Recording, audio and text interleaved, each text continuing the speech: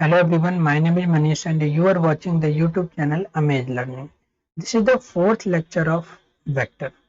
Last lecture यानी कि third lecture में हम लोगों ने triangle law of vector addition सीखा था। उसके लिए हम लोग रिजल्टेंट के लिए एक डेरिवेशन किया था, जो ये था हमारा triangle law of vector addition. ये सब हम लोगों ने लास्ट लेक्चर में देखा था। ओके, और ये दो फॉर्मूला रिजल्टेंट का डिराइव किया था। ओके, आ जाइए इससे आगे पढ़ते हैं। नेक्स्ट टॉपिक है बच्चों, जो मेन है हमारा यही है, जब भी दो वेक्टर को ऐड करना हो तो दो वेक्टर के एडिशन का फॉर्मूला क्या है? Triangle law of vector addition. इसी का एक्सटेंशन है। कहीं अगर आपको ऐसा मिल जाए parallelogram law of vector addition, है ना, इस तरीके से parallelogram law of vector addition. कहीं पे भी अगर parallelogram law of vector addition लिखा हो, इसका क्या मतलब है ये समझते हैं। अभी जो हम लोगों ने ट्रायंगल लॉ देखा था ना, मेन वही है, उसी को हम लोग दूसरे फॉर्म में भी बोलते हैं। वो क्या है? जैसे दो वेक्टर को ऐड करना सिखाया था। ये मान लो कोई वेक्टर है हमारे पास ए, ये कोई वेक्टर है बी। ओके, यहाँ पर लिख देता हूँ, ये कोई वेक्टर है ए और दूसरा ये कोई वेक्टर है बी। इन दोनों को ऐड करना है। तो प्रीवियस लेक्चर में मैं क्या सिखाया था कि इन दोनों को साइड हमें एज्यूम करना है और एक ट्रायंगल ड्रॉ करना है। बट साइड किस तरीके से ड्रॉ एज्यूम करना है कि ये जो वेक्टर है ना, हेड है, इसके हेड में इसके टेल को लाना है, यानी इस वेक्टर को उठाकर शिफ्ट करते हुए यहाँ पे लाना है, कुछ इस तरीके से। देखो इसको मैं ड्रॉ करता हूँ। अगर मैं एक डॉटेड लाइन से ड्रॉ करूँ तो इसको हमको रोटेट नहीं करना है, बिल्कुल इस तरीके से कहीं यहाँ पे लाना है, ये। ओके, और एक वेक्टर में दूसरे वेक्टर को ऐड कर दिया। ओके, यही हमारा बी है, ऐसे डॉटेड ड्रॉ कर देता हूँ, ये बी है। अब क्या करना है, ये स्टार्टिंग पॉइंट से इसको हमें ज्वाइन कर देना है। एक मिनट, इसको स्टार्टिंग पॉइंट से ऐसे ज्वाइन कर दो। यही हमारा रिजल्टेंट था, यही तो सिखाया था और इसका फॉर्मूला भी डिराइव किया था। पैरेललोग्राम लॉ ये कहता है, अच्छा यहाँ पे जो एंगल था वो थीटा था, ए था और बी था, दोनों के बीच का एंगल ये कोई थीटा था। पैरेललोग्राम ये कहता है कि एक वेक्टर ए है, दूसरा वेक्टर बी है। अब इसको यहाँ से शिफ्ट करने की जरूरत नहीं है, ऐसा नहीं, इसको यहाँ से यहाँ नहीं लाना है। इसको ऐसे सोचना है कि जब भी दो वेक्टर हो ए एंड बी, तो दोनों को टेल टू टेल ज्वाइन करना है। फर्स्ट पॉइंट करना है क्या है, दोनों ही वेक्टर ए और बी को टेल टू टेल अगर ज्वाइन है तो ठीक है, नहीं तो टेल टू टेल ज्वाइन करना है। ओके, तो यहाँ पे देखो वेक्टर ए का टेल यहाँ पे और बी का टेल यहाँ पे है। अब इन दोनों को ही साइड एज्यूम करके एक पैरेललोग्राम ड्रॉ करना है। तो इसके लिए क्या करोगे, ये एक साइड है, पैरेललोग्राम में आमने सामने का जो साइड होता है वो क्या होता है, पैरेलल होता है। तो इसके पैरेलल, अगर ये जो ए वेक्टर है यहाँ से यहाँ तक, इसके पैरेलल साइड कौन सा होगा, यही तो होगा, इस तरीके से। और ये है बी जो है, इसके पैरेलल अगर ड्रॉ करो तो यही लाइन आ जाएगा ना जो पहले से ड्रॉ किया हुआ है ना, इस तरीके से समझो। अब जो डायगोनल होगा, डायगोनल कहाँ से, इसमें दो, पैरेललोग्राम में दो डायगोनल होता है। इसमें ये वाला डायगोनल, वो कौन सा डायगोनल, जहाँ पे दोनों वेक्टर का टेल मिल रहा हो, वो जो डायगोनल होगा वही हमारा रिजल्टेंट होता है, R equal to A plus B. यही है parallelogram law of vector addition. Formula तो वही आना है बच्चों, है ना, ट्रायंगल लॉ से निकालो।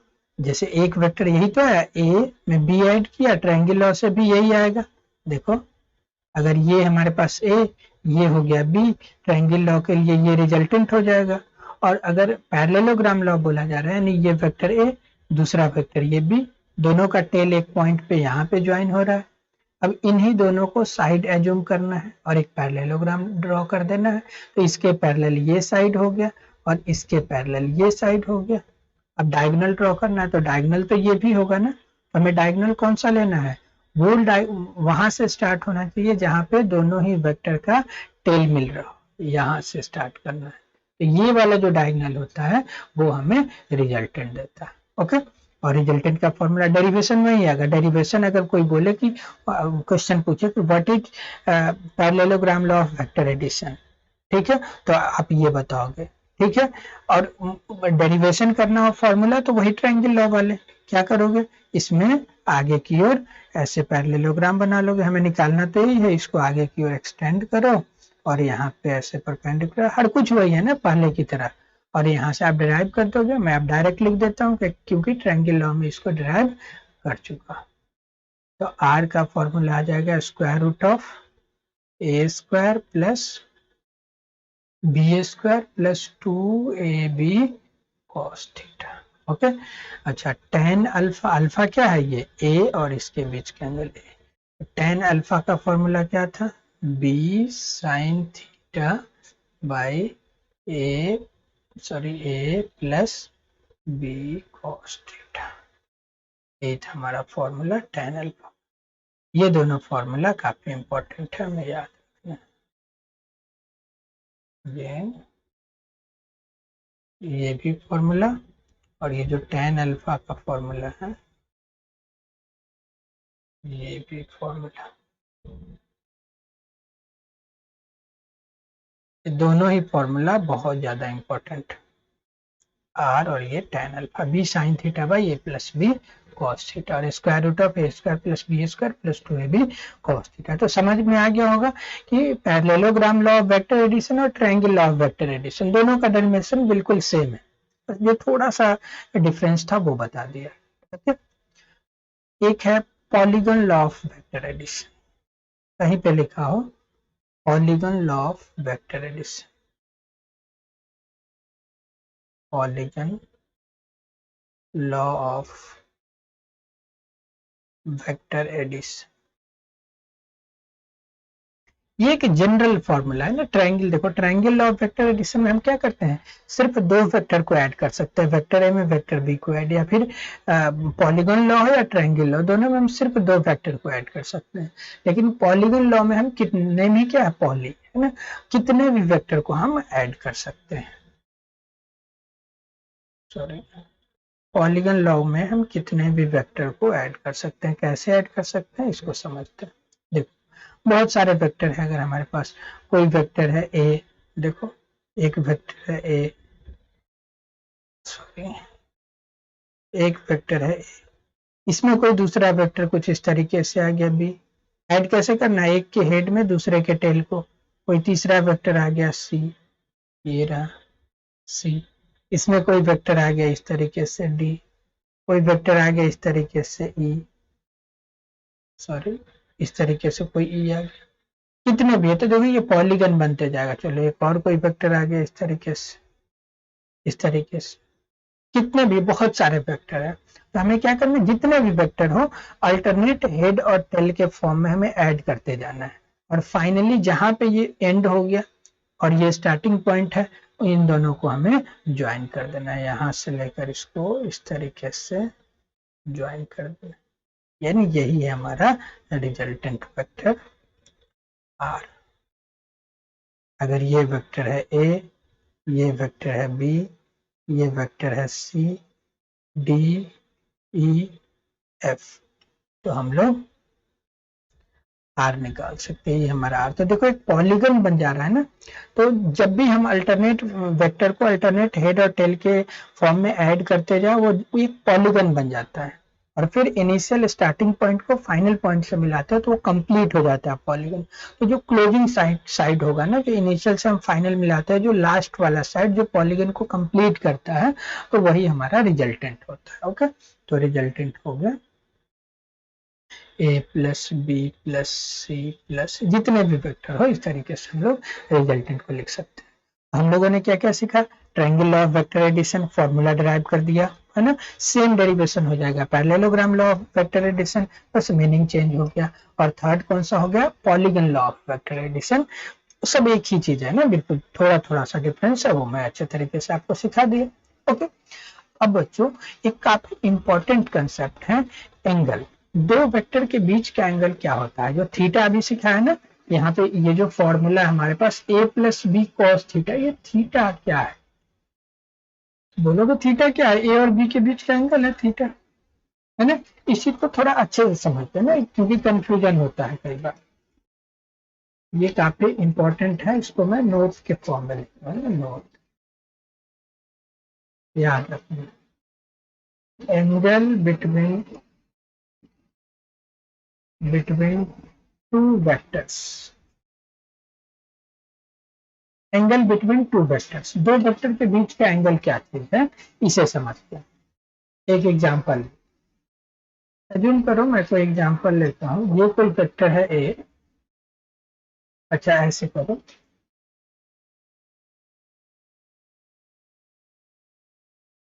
ऐसे मैं कोई ट्राइंगल ड्रॉ, ए हो गया, ये इस तरीके से बी, और ये कोई सी, ये कोई वेक्टर है ए, ये कोई वेक्टर है बी, और ये कोई वेक्टर है सी। एक एग्जांपल है ना, यहाँ पे गिवन है कि मॉड ऑफ ए, यानी ए का मैग्नीट्यूड इक्वल है बी के मैग्नीट्यूड के,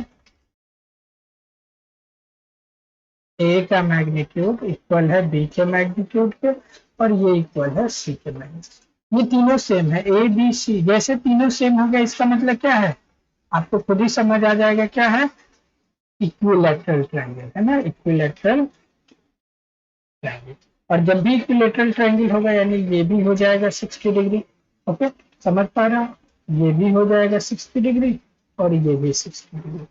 ओके, अब दो वेक्टर के बीच का एंगल क्या होता है, याद करो जो डेरिवेशन किया था वहां पे थीटा क्या था, एक वेक्टर ए और बी दोनों के बीच का एंगल था, तब दोनों का टेल एक पॉइंट पे ज्वाइन होगा।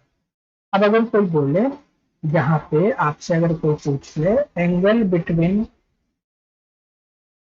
ए एंड बी, ए और बी के बीच का एंगल बताओ, दूसरा क्वेश्चन है।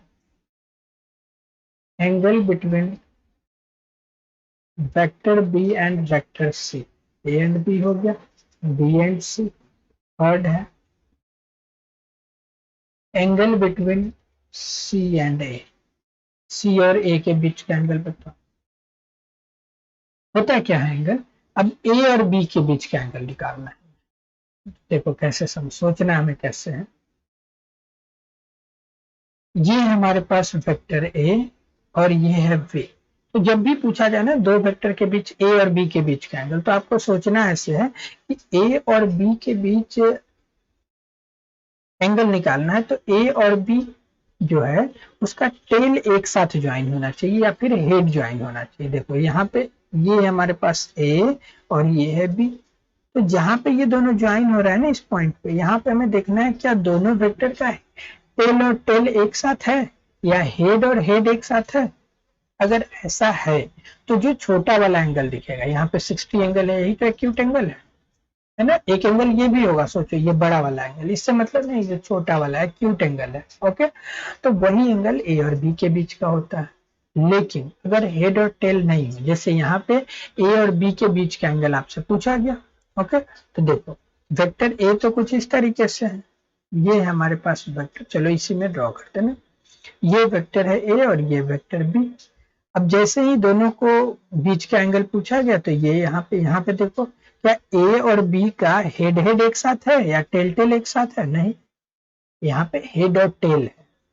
तो क्या करोगे, इस वेक्टर को ए को हम ऐसे सोच सकते हैं ना, इसको अगर हम थोड़ा सा आगे की ओर इस तरीके से एक्सटेंड करें, तो अब सोचो यही वेक्टर ए शिफ्ट हो गया, थोड़ा सा इमेजिन करना है ना, ऐसे इमेजिनरी एक वेक्टर ड्रॉ किया, तो अब सोचो यहाँ पे ए का भी टेल आ गया और बी का तो टेल था ही, अब इन दोनों के बीच का एंगल ये वाला कौन सा एंगल है, तो सोचो ये जो एक स्ट्रेट लाइन है, ये जो स्ट्रेट लाइन है, ये जो इतना स्ट्रेट लाइन है, इस पे तो 180 डिग्री एंगल बनता है ना, एक स्ट्रेट लाइन 180 डिग्री, तो 180 डिग्री में ये वाला 60, तो ये कितना हो जाएगा 120 डिग्री, ये हो गया 120 डिग्री।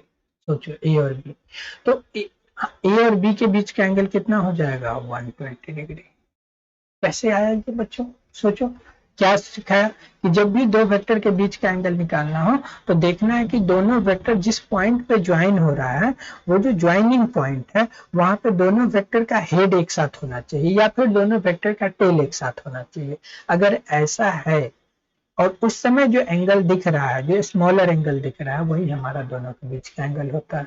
और अगर ऐसा नहीं है तो दोनों में से कोई एक वेक्टर को आगे की ओर एक्सटेंड कर दो, ठीक, तब तो ऐसा हो जाएगा ना, और तब जो एंगल दिखेगा वो होता है एंगल। ओके, जैसे यहाँ पे अब सुनो, ये एग्जाम्पल से और समझ आएगा। अब अगर यहाँ पे एंगल बिटवीन बी एंड सी, देखो बी कौन सा है, ये बी, और ये कौन सा है, सी। बी और सी के बीच का एंगल क्या होगा, तो बी और सी कहाँ पे ज्वाइन हो रहा है, यहाँ पे। अब देखो क्या यहाँ दोनों का हेड एक साथ मिल रहा है, तो दोनों का हेड, हाँ इसका भी हेड है और इसका भी हेड है, तब उस केस में जो एंगल दिखेगा वही 60 डिग्री, तो फिर आंसर भी क्या हो जाएगा, 60 डिग्री। यहाँ कुछ सोचना ही नहीं। यहाँ पे क्या था, हेड और टेल था ना, ए का हेड था और बी का टेल था, तो उस केस में हमें 180 से सब्ट्रैक्ट करके लिखना है। वो हमेशा 180 से ही तो सब्ट्रैक्ट होगा, क्योंकि जब आगे एक्सटेंड करोगे तो ये 60 वाले टोटल 180 से सब्ट्रैक्ट हो जाएगा। ओके, अच्छा अब एंगल बिटवीन सी एंड ए, जैसे सी एंड ए आया, कहाँ है सी, ये रहा सी और ये रहा ए, सी एंड ए कहाँ पे ज्वाइन हो रहा है, यहाँ पे। अच्छा यहाँ पे दोनों सी एंड ए का टेल एक साथ है, हाँ है, टेल एक साथ हो या हेड एक साथ हो, तो यहाँ पे टेल एक साथ है, तो फिर से आंसर क्या हो जाएगा, 60 डिग्री। यहाँ पे भी हम लोग क्या लिखेंगे, 60 डिग्री। बिल्कुल सिंपल है ना, कुछ भी टफ नहीं है, बहुत आसान है। क्लियर है, ओके। इसी क्वेश्चन में अगर ऐसा गिवन होता कि a प्लस बी प्लस सी, ये तीनों सेम है और इसका जो वैल्यू है ना वो 10 यूनिट है।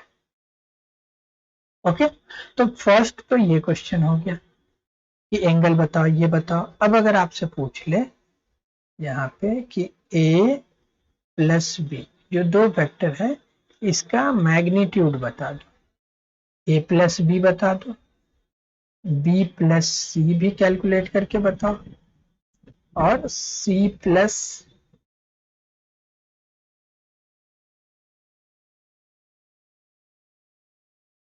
यहां से क्या करो, चलो फिर से ले लेता हूं, c प्लस ए का भी मैग्नीट्यूड कैलकुलेट करके बताओ।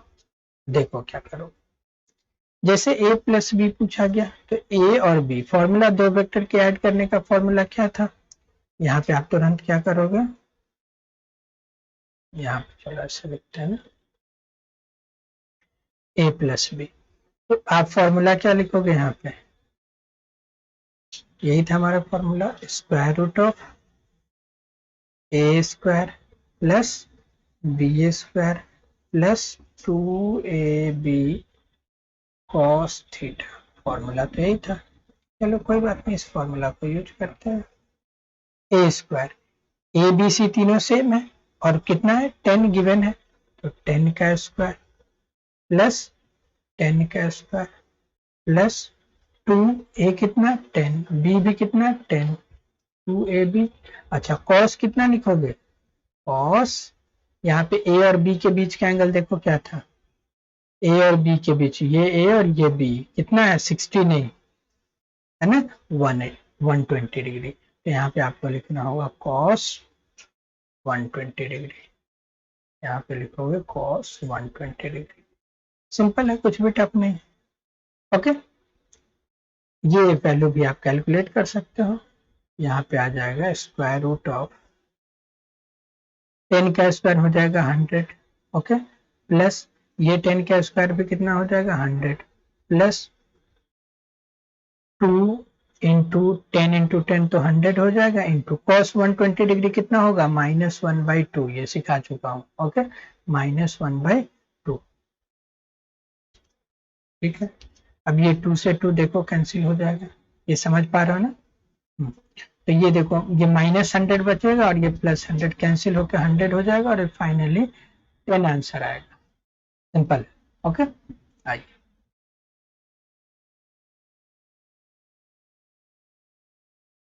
b प्लस सी, फॉर्मूला फिर से वही यूज होगा, जब भी b प्लस सी निकालना हो तो स्क्वायर रूट ऑफ, अब b है तो b square plus c square plus 2bc cos theta. यहाँ पे भी थीटा क्या होगा, बी और सी के बीच, और बी और सी के बीच का एंगल क्या होगा, बी और सी जहाँ पे ज्वाइन हो रहा होगा वहां पे देखना है कि दोनों का टेल एक साथ है या नहीं, या फिर हेड एक साथ है या नहीं। अगर टेल टेल हो या हेड हेड हो तब जो छोटा वाला एंगल दिख रहा हो वही थीटा होगा, और अगर ऐसा नहीं है, हेड और टेल दिख रहा हो, तो हमें 180 से जो भी एंगल दिख रहा हो उसको सब्ट्रैक्ट करने पे जो आएगा वो थीटा के जगह पे लिखना है। समझा दिया हूँ, ये काफी इंपॉर्टेंट है। Angle between two vectors is the angle between acute angle between the both the vectors when both the vectors are joined at a point, and at the joining point tail of both vector is meeting और head of both vector is meeting। दोनों vector के उस point पे tell मिलना चाहिए या फिर head मिलना चाहिए। क्लियर, चल जाइए। BC, B प्लस सी का मॉड हमें निकालना है, तो बी स्क्वायर सी स्क्वायर, बी सी दिख रहा है, ये बी भी 10 सी भी 10, स्क्वायर रूट ऑफ फिर से 10 का स्क्वायर 100 लिख देता हूँ, है ना। सी भी कितना है 10 का square 100, B square plus c square plus 2 into B कितना हो जाएगा 10, सी भी कितना 10। अब यहाँ पे लिखना होगा हमें cos 60 डिग्री। देखो बी और सी के बीच का एंगल कितना है 60, और cos 60 होता है 1/2। यहाँ से 2 कैंसिल हो जाएगा, 10 इंटू 10 100 100 100 300 हो जाएगा, है ना। एक मिनट इसको थोड़ा सा मिल करते हैं। ये देखो ये हो गया हमारे पास 300। 300 को क्या लिख सकते हो 10√3। ओके, 100 100 100 100 इंटू 3 100 का 10 हो जाएगा 10√3। देखो यहाँ पे एंगल का क्या रोल है।